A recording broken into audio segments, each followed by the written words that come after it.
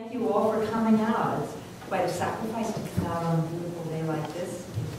I'm very pleased. I think we're going to have a good time. I talked to a few people who say can you hear me all right here? Who say they've got stories to share, and that would be great, and questions that we can all work on. I expect that some of you are here because you either knew or knew of my parents, Scott and Betty Hill, who came here in 1959, built a house on Lions Plain Road, and got immediately deeply involved in the life of the town. They just poured their hearts and all their energy into this town that they loved until the time they died. And some of you may know that Scott was very much involved with the Aspetuck Land Trust and the Weston Watershed, the Red Cross, the Common Council, and he was also president of the Weston Historical Society. And even when he was in his late 80s and early 90s, he was going around town, took upon himself the job of taking oral histories from the old folks in town with his tape recorder. And Betty was involved with the League of Women Voters and the WIL, that's the Women's International League for Peace and Freedom. And they were both extremely involved in the Northfield Congregational Church. And they felt that this was an ideal base from which to take responsibility for the town and even beyond, and the welfare of the town. And they were greatly loved in the church, and in the last number of years of my mother's life, when she was blind, they had a cadre of people from the church who regularly came and saw to a lot of her needs. And so she was very close to the town. As a matter of fact, she sort of felt that she was message central, sort of connecting everybody in town. From the couch in her living room, she sat there. She had memorized almost everybody's telephone numbers and just kept everybody in touch. But I'm here actually to talk about an earlier time when Scott and Betty and my brother Douglas and myself came to live here. And it was this period that inspired this book. And it came about after my mother's death. She died in 2001 at age 102. And the whole family was up cleaning out her attic. And what we found most of were many boxes filled with old family letters. And our family had the perhaps peculiar or sort of quaint habit of writing home to our parents when we left home. And we would write once a week typewritten letters back home, talking about what had happened during our last week. So what particularly interested me was finding the letters that Scott had written to his parents who were out in Reno, Nevada, where his father was a professor, and detailing, really chronicling everything that was happening during the 6 years that we lived here, from 39 to 1945, which were the exact years of World War II. So,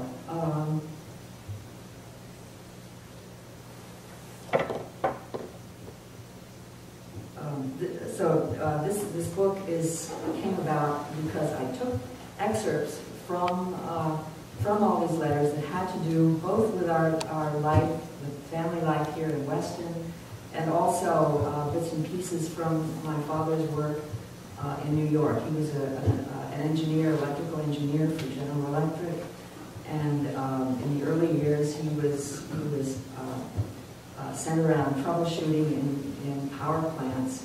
And then during the war, he was working with GE contracts with the Navy for various kinds of war work. That he kept saying, you know, I had a really fascinating day today, but I can't tell you anything about it until after the war. So how did we get to Weston in the first place? The family had been living in the suburb of New Jersey to be close to New York for commuting by ferry at that point. And it was a suburb that they began to see increasingly in the late 1930s was just not a healthy place to bring up children. It was very monolithically WASP, narrow-minded, and they were just increasingly uncomfortable. And so they began researching possible other places where they might move, still within commuting distance. And they were hearing about towns in the southern Connecticut coastal area. And so they got in their car and they drove up. The first place they went to was Westport. And my mother thought maybe she could get some important information at the post office. So she went in the post office in Westport and began talking to people in line. And she said, "Where can we find the best schools?" Everybody in line said, "Go to Weston." So they drove a little bit farther out, and they found this very, very rural town of 750 people, more or less, and primarily made up of farmers with deep roots in the land that went back generations, tradespeople, and a huge variety of artists, writers, musicians, craftspeople, dancers, entertainers, and so forth. It was a very interesting and diverse mix that they felt would be exactly right. And somehow they were put in touch with a possible house. And this was a very dilapidated house at the north end of Lions Plains Road, right at the juncture of Davis Hill, Valley Forge, and Kellogg Hill. And I'm sure you know the spot. And right next to the bridge, what they came to call the Troll Bridge, that rattled when you drove over it. And they found out that the house was owned by Ruth Fox, who was one of the daughters of Ella Treadwell, who lived in the house right across the street, and whose family went back many generations, the Treadwell family.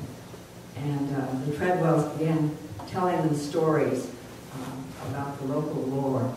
For instance, there was a hermit who lived in a cave under Bold Rock. This is the cliff that rose up right behind the Saugatuck River, which ran by this house that they were looking at.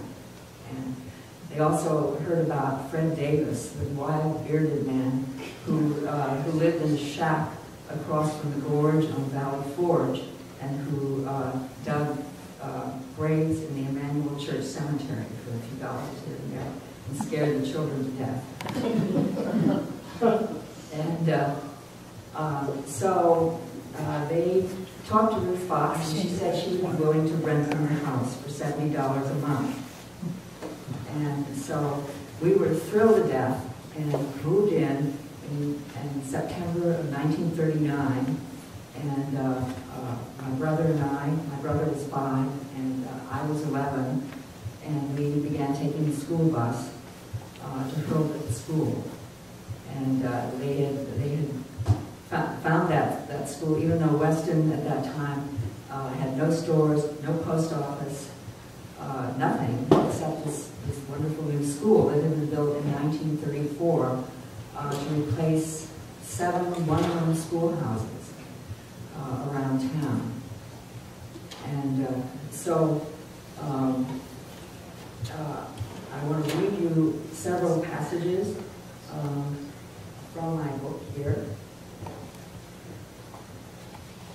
that will give a flavor of what life was like and what we were coping with as the war came on and progressed here. February 1940, after a huge snowstorm and a lot of these excerpts are very clipped, they're almost sound bites, because this is the way my father wrote, because he sat down every Sunday to write to his parents. After a huge snowstorm, I had to put on chains to get the Ford out. I'd learned to always carry chains, a shovel, and extra gas. Louise had her friend Barbara out from New Jersey, and for 2 days they taught boys, made up skits, skied on the Amersfoort Hill, and climbed to the top of Bold Rock. Betty's been collecting 78 RPM classical records with coupons from the Saturday Evening Post, but we can't afford a record player yet.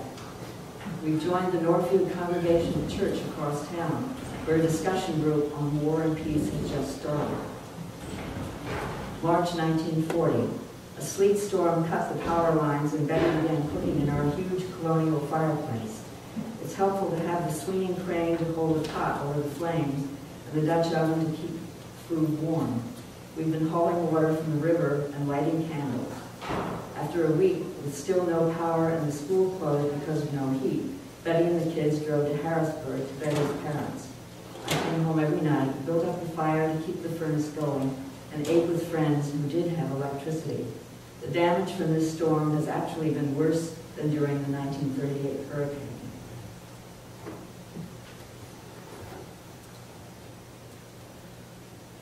September 1940.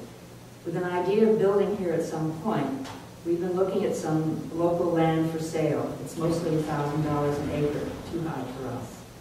One reason we'd left New Jersey was that it was over-involved with fixed ideas. Now we find a polarized situation here over town politics. There's currently a slate of 7 locals, excluding all New Yorkers and newcomers. So we're trying to get nonpartisan representation, including for the school board, a caucus system. The goats have learned to get out of everything. I should mention that one of the early obsessions I had when we moved here was that I wanted to raise goats. And finally, after much push-pull, my parents gave in and we began to have goats. So the goats have learned to get out of everything. I put in new posts and reinforced their fence with chicken wire. Louise says they watch how we open the gate and then copy us easily. They ate up the iris in the garden. October 1940. So we enter October, and there's still some of our known world left. A few months ago, we wondered. I suppose our likely source of trouble would be Japan next. If a few people really knew where Russia stands, then the picture would be clearer. Maybe Mr. Stalin wishes for himself to. Probably he lives from day to day and hopes for the best.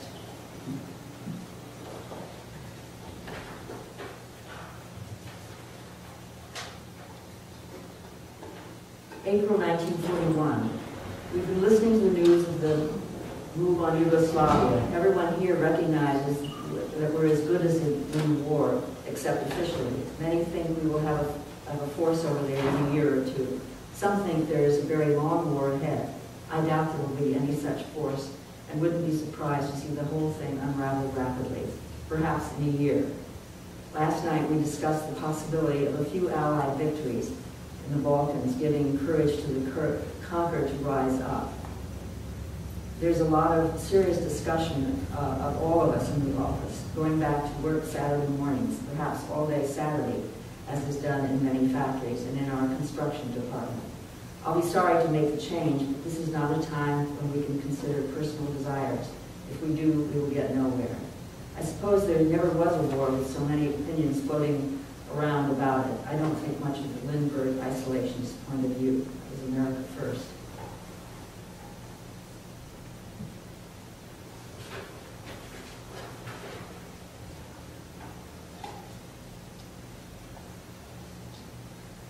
October 1941.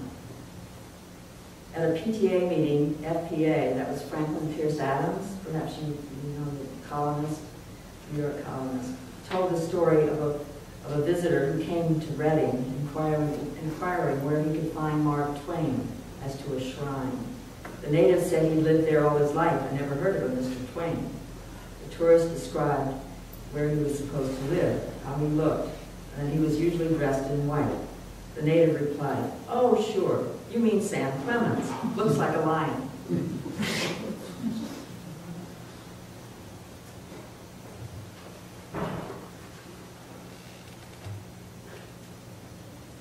November 1941, Doug, that was my brother, reported going out with kids for Halloween. He was excited at how bad they'd been.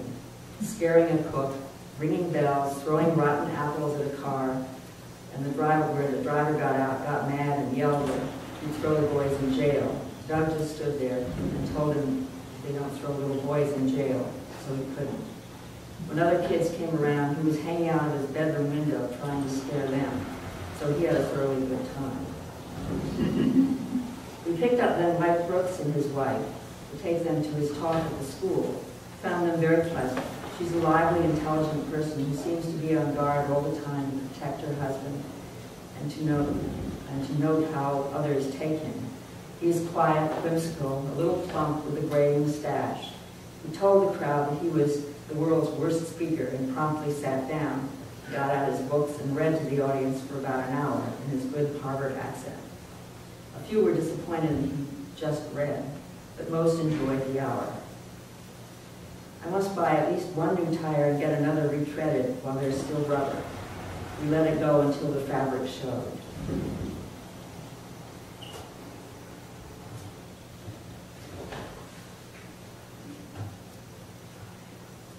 December 14th, 1941. The radio seems to have found its stride in this war reporting until Roosevelt talked. We had all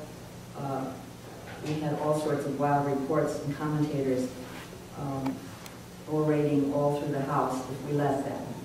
Things have moved fast and with little or no opposition. At the moment, it sounds favorable as can be expected. Apparently San Francisco had lots of excitement, or at least alarms.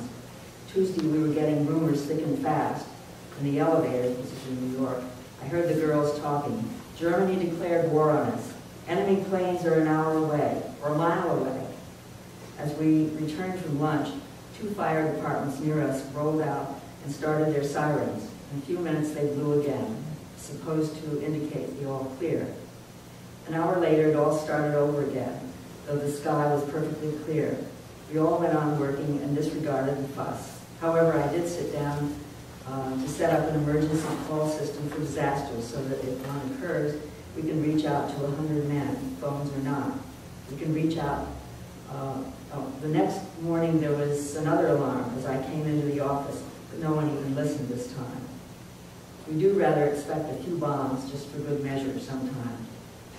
I can think of a few places I hope they don't hit, the utility services and so forth. Generally, I'd say that everyone is calm and collected. No one was surprised, though, a little disturbed when 2 British battleships were lost at the same time, a real blow. A doctor told Betty in Weston that lots of people had been coming to her in a state of nerves. There was feverish activity for a few days by the air raid wardens in New York to find out what they should be doing, but now they know and have settled back. Our office stays in the corridor on the 20th floor, ours, and one person stands at the setback roof to take out incendiaries, put out incendiaries. I've taken to carrying a pocket flashlight. Such are my preparations for participating in the latest war.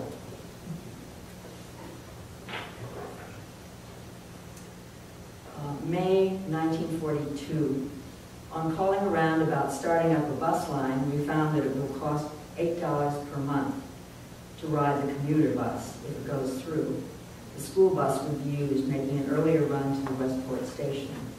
Now I pay $23 on the railroad, so it would total over $30 a month to get to New York. Life would be simpler in a place like Reno, where I could walk to work like you, Father, and have more time at home. So far, though, we're surviving and are getting by with our ration of gas.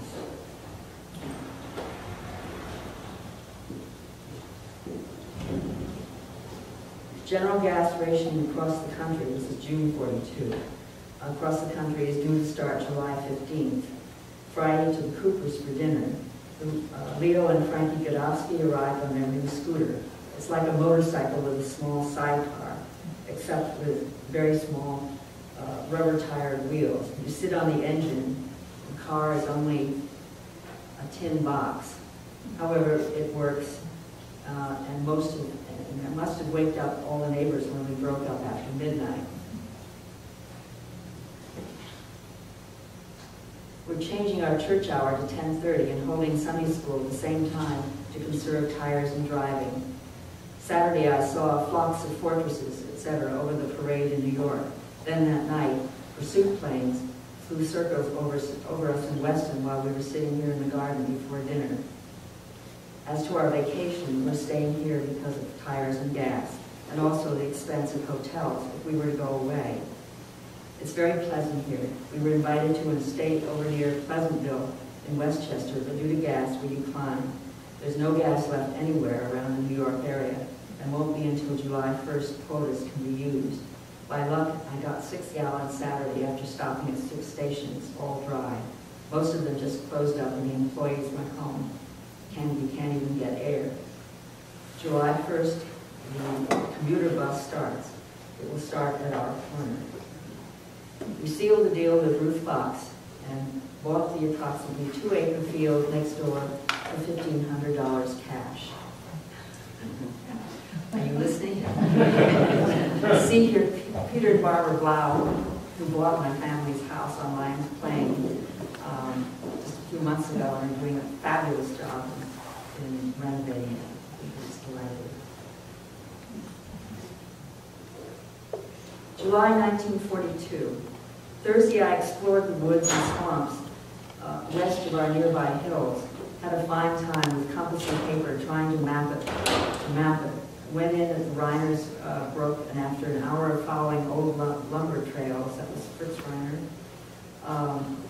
following old lumber trails and roads, keeping track of turns, came out into civilization and got located on the map. Then back in, and after 20 minutes arrived again on a road and knew where I was. I traveled about 8 miles in absolute wilderness, no human habitat and evidence. Put up a few markers for the future. We have about 100 feet of beans, all we can possibly eat and many to give away. We got in the hay with all the neighborhood children working, and so it went fast. I have about 3/4 of a ton of good clover, and the barn smells very sweet. Rose.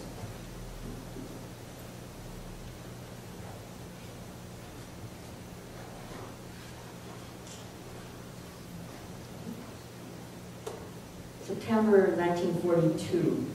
Nelson Sprackling, a noted musician here, wanted to help the war effort and is now working at a factory 66 hours a week on a night shift making machine guns. Doug asked me, what would you be if you were in the war? I said I'd try for officer. He was startled and said, what? Yes, I replied. He thought a long time and then, how many people do you have to kill to be an officer?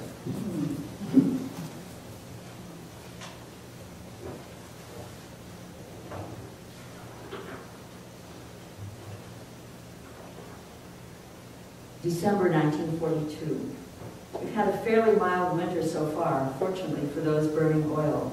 We keep some rooms shut off to save our coal, but today the house is 55 degrees because of strong winds and 0 temperatures. Most people are keeping their houses at 60. At the moment, 60 would feel warm. Betty found that it was 40 on the kitchen floor and apples were freezing. The goats are shivering. They've grown woolly coats that stand out straight.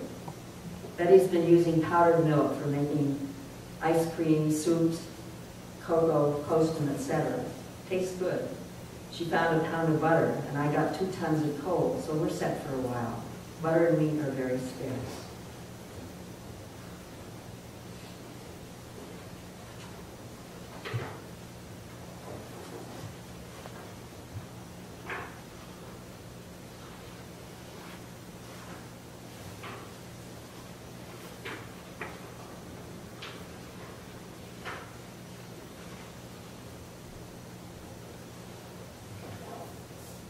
May 1943. I was in town, that's New York, Wednesday night to speak on electronics. I was within 5 minutes of the end of my talk when the air raid sirens blew. We blacked out the room as the curtains weren't tight enough and we were on top of a high building. So I had to fill in and talked and answered and asked questions for another hour. Peculiar feeling speaking to men you can't see. At 10 o'clock, the all clear siren sounded, the lights came on, and we wrapped it up.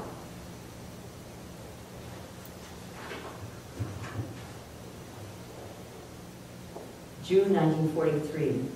Had the Howard Smiths for dinner, eating 2 of the Thorpe's rabbits. At 10:45, I got a call about an air raid alert, so we said goodbye in a hurry and rushed the guests out to make a run for home down Davis Hill Road. I had to patrol the road as usual. It was still on after 12 o'clock, so I quit and came to bed, just as the all clear sounded. A lot of monkey business once we all know what to do.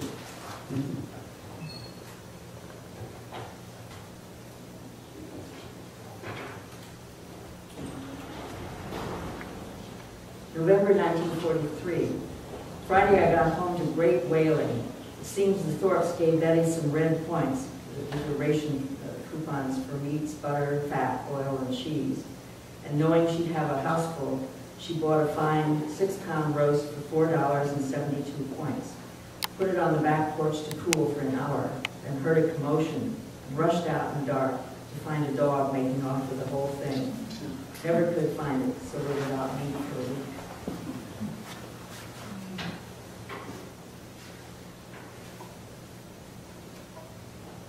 In January 1945, there was a bombshell. My father got word that he was suddenly being transferred out of New York to Buffalo. So in April of 1945, we had to move in a hurry. We almost couldn't find any, there were no houses for rent anywhere in the Buffalo area. Finally, they arranged for an exchange with a house we were living in on Lions Plain, and so we were there for a year. Now I'm just going to add a few of the recollections that both my brother and I came up with after I had written this. And this is Doug, and you have to remember he was only 5 when we moved there, so he says his memories are a little sketchy. On gas rationing, a trip to Campo Beach in Westport on Long Island Sound was a big deal. I remember Mom used precious gas coupons to drive the 1941 Pontiac with 6 of my buds, 2 on each running board, 2 in the car, and a lot of whooping and hollering as we roared down Lions Plain Road.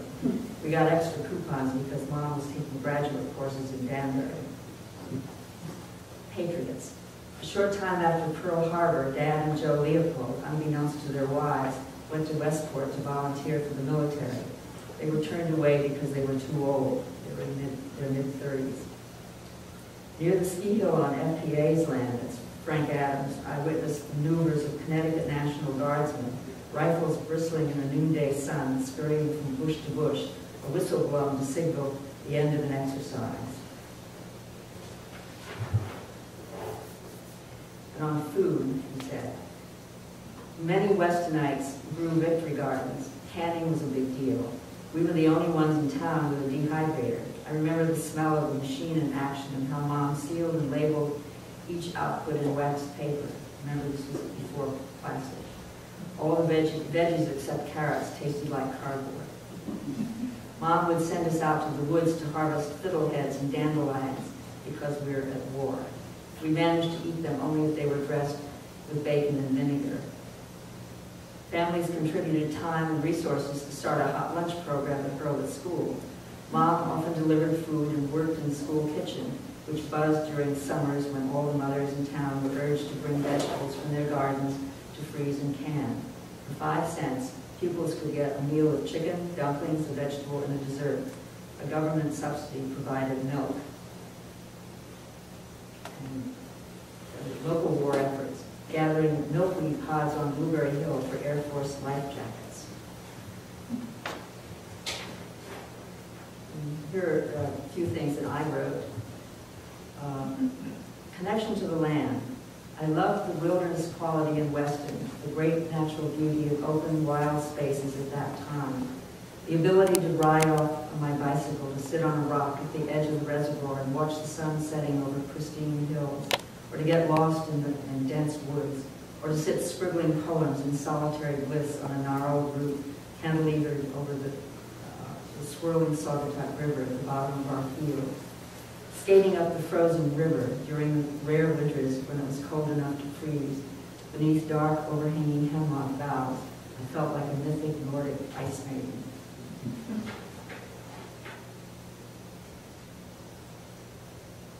Many adolescent girls develop a passion for horses. Mine, though, was goats. I remember promising the powers that be that I'd stop any number of nasty habits if only my parents would let me raise goats. When they relented, partly because it was a patriotic thing to do in wartime, produce your own food, and also because they knew it would improve my sense of responsibility and self-reliance, I was in heaven. There were tough times, especially on frigid winter pre-dawn mornings when I had to go to the barn in the dark to muck out the stall and milk Bonnie. Here was my typical routine. At 6 a.m. and a sharp wind is whipping away the last stars.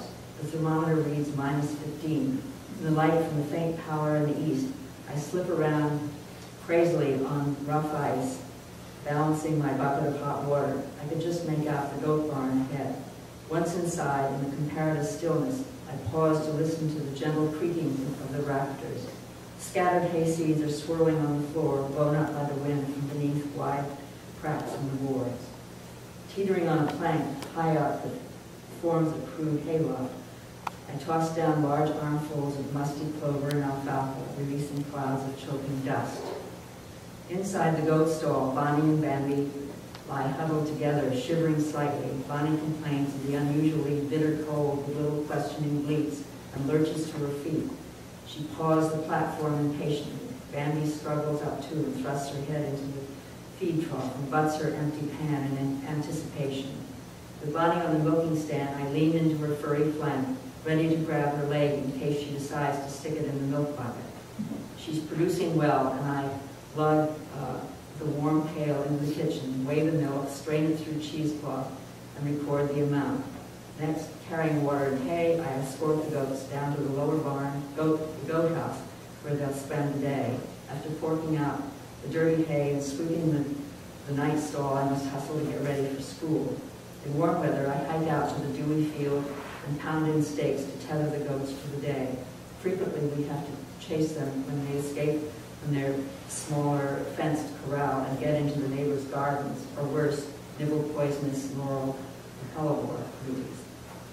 For 5 years, I was a happy goat herd, running my own small business, selling milk to my family and a couple of neighbors with special medical needs. I also served as midwife a number of times and was round-the-clock nurse when Bonnie was mauled by the neighbor's dogs. Mostly, I just loved my goat people.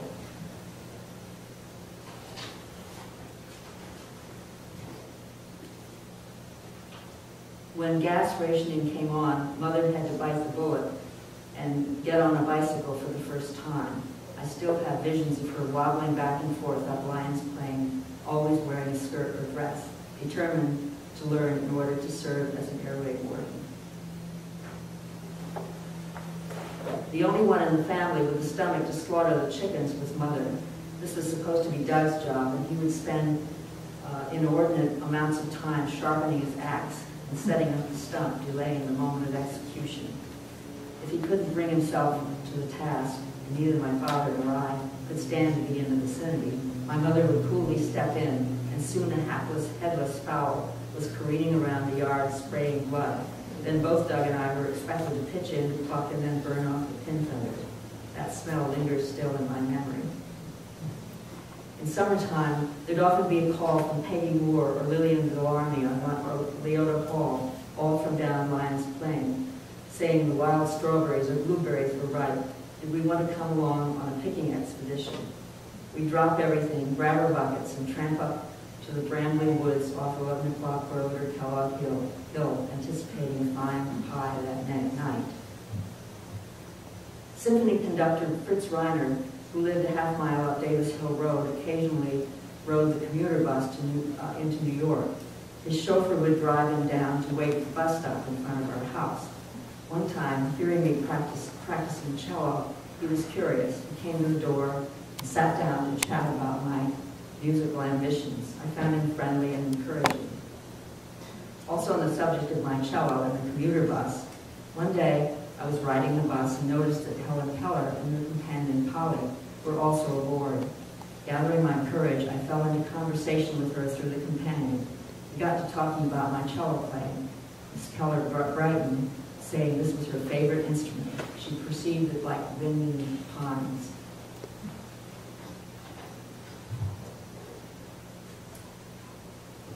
I'll just wrap up with how I ended the book here. As terrible as the war years were, and despite the myriad inconveniences, the fact that they were tinged with the flavor of the often surreal, idyllic life we had built in that precise time span, 1939 to 1945, made our sojourn in Weston an almost magical time in my memory. No doubt part of this was because everyone in town and in the country drew closer together, both because sharing was necessary and because everyone was united behind the massive threats of a brutal war. A sense of community developed that was considerably stronger at that time than in our more politically fragmented life now. My memories are rich with many subsequent visits to my parents' home after 1959 with my husband and 2 sons and their families. Yet it was that earlier time in Weston, exactly bracketing the war years, that holds special significance. That encapsulated period, that life, has for me ballooned to almost mythic proportions. Of course there were hardships. We scraped along with limited food, fuel, tires, shoes, stockings, meat, sugar, butter, and much more, often with unpleasant substitutes. We had to bike or walk when we could no longer drive our cars. Clearly there was terrible anxiety in families with servicemen who died in great numbers. There were 3 out of 4 older brothers of a high school classmate who were killed. I was fortunate to be just under the age when my contemporaries might be drafted, but there was a sense that this was a just, good war. There was enthusiasm and strong patriotism when we entered the conflict in 1941. It was a time for heroism. For me, there was a romantic aura about the era. All America was united in a singular purpose. We put our military in their uniforms on a pedestal. They were going to save Europe, defeat Hitler, then Japan. There was a righteousness, even a fierce joy, about living with the sacrifices and hardships.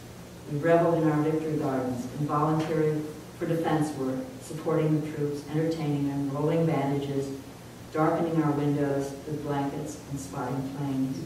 The petty kinds of concern, small crimes and misbehaviors, seemed to melt away or recede significantly in the face of our collective talk. These were memories to cherish. Thank you.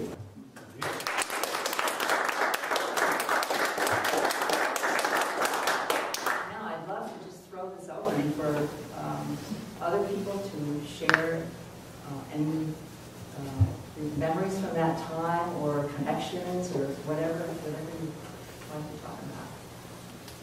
Yes. I was looking through your book yesterday, and the sense of what was lost was looking at the pictures of the swimming hole, which used to be Cartridge, where that house is. No, this was the one right next to the bridge on Davis Hill Road. On Davis Hill Road, okay. But that kind of thing, we live in such a litigious society now that people can't have swimming pools anymore because, God forbid, something happens, they'll get sued. That's right. And the same thing about the pond that is on Steep Hill. It's still there, but everybody used to ice skate on that. I know, pond. we played hockey on that. And evidently people used to give them their ice skates when they grew up, so there were always enough ice skates so everybody could find something that more or less fit them. And that's all really kind of lost. Even the walk down Lions Plain to the school bus. Kids now, you know, if the school bus leaves them half a mile away, that's unacceptable. They have to take them right to their driveway and then where they're met by their parents. Is that a fear of something happening to them? Or is this just the helicoptering? Well, it's a fear something might happen, but Carl, my husband here, used to walk from, we live on 11 o'clock road, all the way down to Lions Plain every day for that school bus, which was miles down and miles up. Right. And nobody worried, you know, the 8-year-old might not return. Right. The swimming hole in back of our, we call it the Mansbridge house, the house right on the corner where we lived in 1939. And that was a wonderful swimming hole. It was the community swimming hole. And there was a huge sycamore tree with a rope hanging down, and you'd swing out and drop, and everybody in the neighborhood, and even some of the neighbors would bring their friends from New York out. We might have 50 people. swimming in our river, and nobody thought about, liability or anything like that. Yes, Carl? Betty, can I just come up? And first I want to attest to the literal truth of everything you've heard today. I was a classmate at her at school with Betty, as we then called her. Lisa. With Lisa. I was Louise then. Louise, excuse me, dear. Senior moment. But I wanted to show you something. We were in the same graduating class, and this is the graduating exercise for the Hurlbut School, dated June 9th, 1942, and covered by yours truly. And then, if you look inside, there is an entrance for Louise Hill, and I have to read you what it says. Louise Hill, nicknamed Teddy. By my father. Oh, okay. Ambition, be a writer, travel abroad. Both fully realized. Right. My husband and I lived abroad for most of 10 years.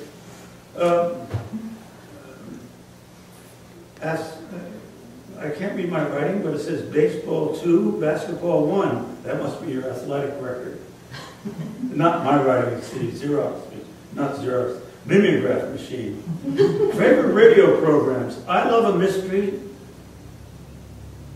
John Froder. What is John Froder? I wonder what that is. But I Love a Mystery. I remember I Love a Mystery too. Anyway, I read all of this, and everything that was said today is true, and I share the sense of loss also that you talk about. And I wish that there were more appropriate ways that we could all recollect that period. That period when it was very precious, wasn't it? It was very precious. We were there for each other. And I just urge you, if you can, to get Lisa still, it was Louise before, but Lisa now. Lisa's a book, which is excellent, and it has wonderful pictures in it, too. I have some photographs too I have to show you later, too. Wonderful. Okay. Thank you, Carl. Okay.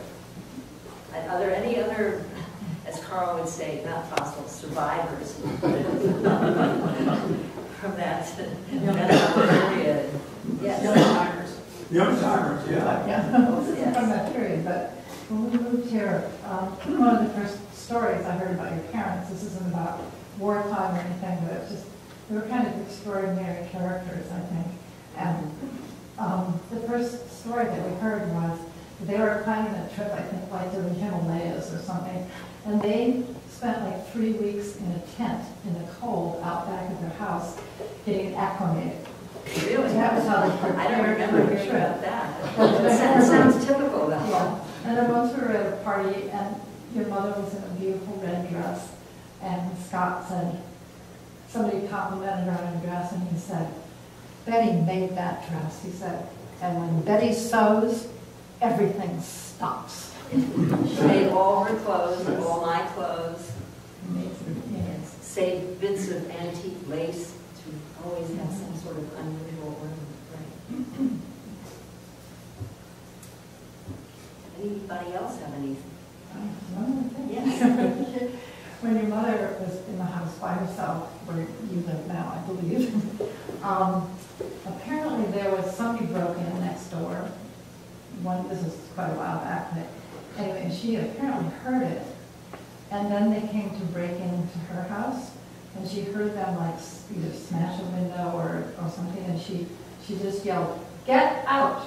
And they did, they ran away. And the next day she said, "It was my time, it was my time." But it wasn't. Right, I remember that. That was when she was pretty blind, too. Yes, She was yeah, blind just, the last 10 years of her life, and, yeah.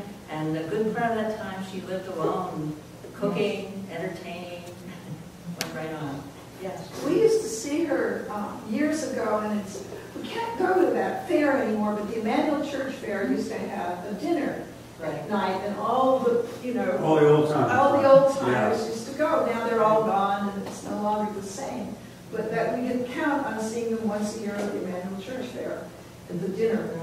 Right, I remember that. Yesterday afternoon, just before the rain, I went walking through the Emmanuel Cemetery, and were people that we had known, that I had known. They were all familiar names. And you recall in your memorandum something in your memoir, something that I recall so well too. In fact, I was part of the band that Judy Hall had the Hillbilly Band, and we used to square dance. Right. And that was our introduction to what we would call social mixing now. And it was all in the basement of the... Right, oh, that was a huge deal, right. Square dances, I don't know if they're still big around here or not, but the highlight of the evening of doing very rigorous square dancing, and you learn how to just swing, you know, exactly right. And Birdie in the Cage. I was just going to say, the last dance was Birdie in the Cage. We were very careful about who your partner was, because it's one couple at a time swings in the middle of the square, and they kiss at the end. So it was really, really big deal. And the other part of the use here, make two quick comments. I found the letters fascinating, and toward the end of last year of the war, the first time I heard about this was from the letter, because Scott Hill never mentioned this, but he got directly involved in nuclear energy.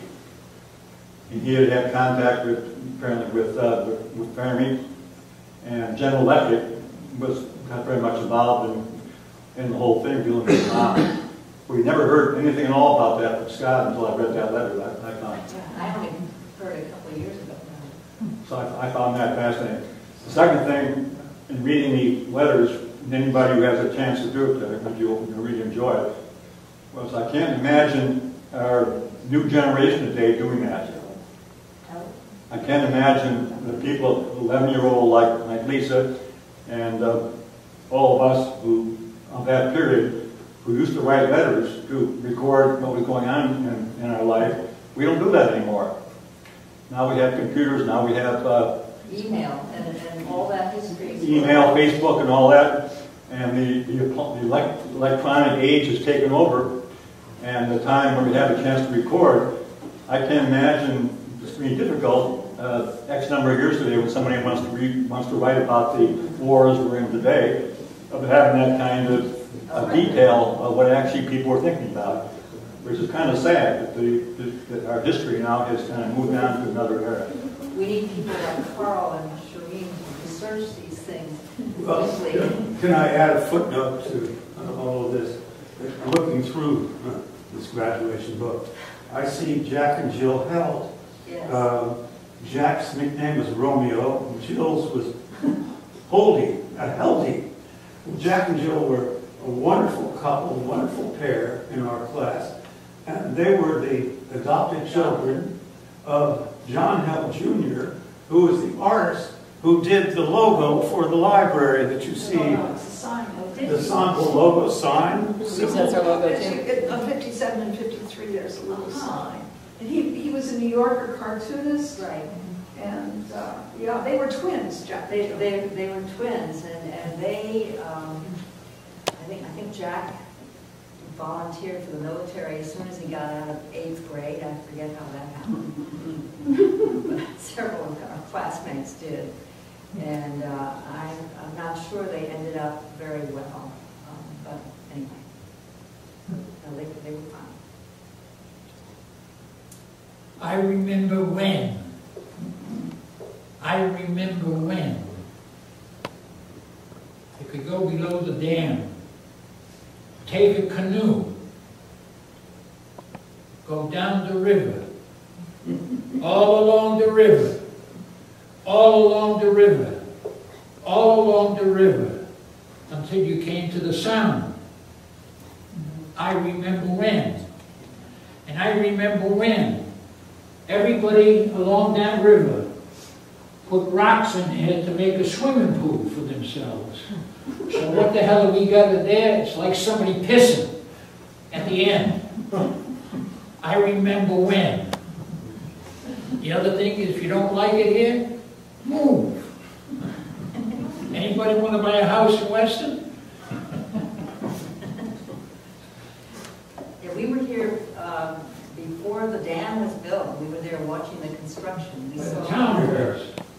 Remember where the town was? Yes, I remember some of those houses, and even after the water, they let the water in, there were little bits of those houses poking up. You know, there's a book written called Valley of the Damned about just that project. Really? Tell a little bit about the Godowskis, because that's such an interesting family. And they lived on 136, right in that house you can hardly see. Right. Well, Leo Godowski was a superb violinist. I think he played at the White House several times. He was also the inventor of Kodachrome. And his wife, Frankie, was Frances Gershwin, George Gershwin's sister. And we used to go up there for chamber music concerts, and the minister then, Clyde Holbrook, the minister of Northfield Church, who was my cello teacher, is a very fine cellist, and he was invited up there often to play string quartets. And I think early in the war, my parents would go up there, and dinner would be served by the butler. And, 4-course meals, fine wines with every course.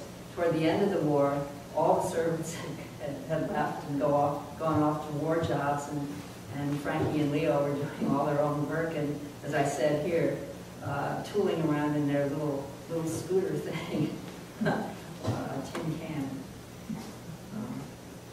Yeah, they were great. So. Thank you. Thank you very much. Very much. As Lisa mentioned,